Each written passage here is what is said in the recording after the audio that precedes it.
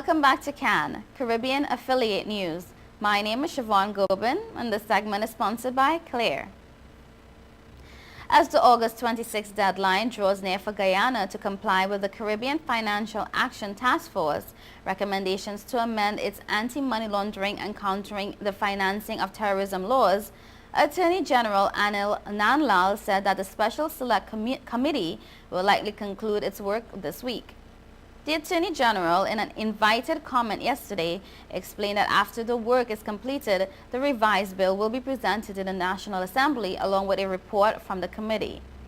However, the Alliance for Change is not so optimistic that the legislation will be supported since government has not fulfilled its promise of setting up a public procurement commission. Party leader Kamraj Ramjatan, at a press conference on Friday, said frankly he does not believe that the bill will be passed with the AFC's support.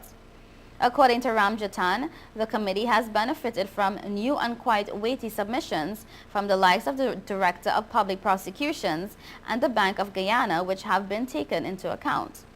And I quote, "Even if they bring the report to Parliament, the AFC is maintaining that government has to do something with the Procurement Commission because it is tied to that," Ramjatan stated. He maintains that the government has to date done nothing to have the Procurement Commission, so nothing would pass. Come early next week, Her Majesty's ship Lancaster, which is currently docked at the Kingston Harbour, will set out in search of drug runners. Commander Steve Morehouse told reporters who were given a tour of the 400-foot-long vessel on Friday. Morehouse described the effort as a strengthening of bonds with Jamaica and said that the exercise is a joint effort with a number of countries, including the United States of America, to stop the flow of narcotics in the region. Highlighting the benefits of having such a vessel in the drug fight, Morehouse said that his ship, during an exercise in the Eastern Caribbean recently, intercepted a yacht and go-fast boat carrying a sizable amount of ganja and cocaine. He said that 5 people were arrested in that incident, but declined further details about the operation. The ship, which is equipped with 2 20-foot speedboats and a multi-purpose Lynx helicopter, will end its tour in December, Lieutenant Oliver Bikia told reporters. The authorities have reported an increase in the quantity of narcotics seized in Jamaican waters since the start of the year. In all of 2012, some 5,713 pounds of marijuana was intercepted by Jamaica's Marine Police. Up to July this year, the Marine Police had already seized 5,908 pounds of ganja and 44 high-end boats. In Antigua, lawmen warn they will pull the plug on any carnival activity which becomes threatened by violence or deviant behavior. Police PRO Corporal Frankie Thomas says it is part of the force's no-tolerance stance for ensuring a smooth climax to the National Summer Festival.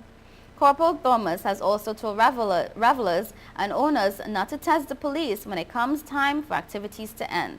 Carnival is a time when camouflage clothing emerges, and the police will also be on the lookout for persons wearing such outfits. In Barbados, Minister of Culture, Sports and Youth, Stephen Lashley, has declared that the issue of reparations must be confronted in order to complete the circle of economic freedom and the quest for political and economic disenfranchisement. He made this assertion on Thursday during the Emancipation Day cultural presentation and ceremony, which concluded the inaugural From Emancipation to Independence Freedom Walk and Historic Tour. Stating that reparations remain an elusive quest for justice, the minister charged, unless we engage in purposeful dialogue and discussion on the issue, it will never go away.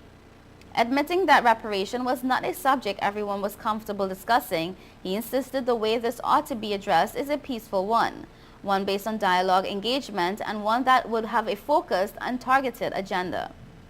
The culture minister explained that within the Barbadian context, the Commission for Pan-African Affairs, the Task Force on Reparations and the government were on a mission to achieve compensation for the historic economic, social and political wrongs that were inflicted on the island by those who oppressed and suppressed our ancestors. He stressed compensation for the drudgery of the slave trade and for enslavement remains a burning issue on the agenda. Moreover, he praised the decision by CARICOM heads of governments to establish a regional task force on reparations, which is chaired by Barbados Prime Minister Freundel Stewart, and described the move as one of the most important decisions, certainly within his time. You are watching Caribbean Affiliate News. Stay tuned.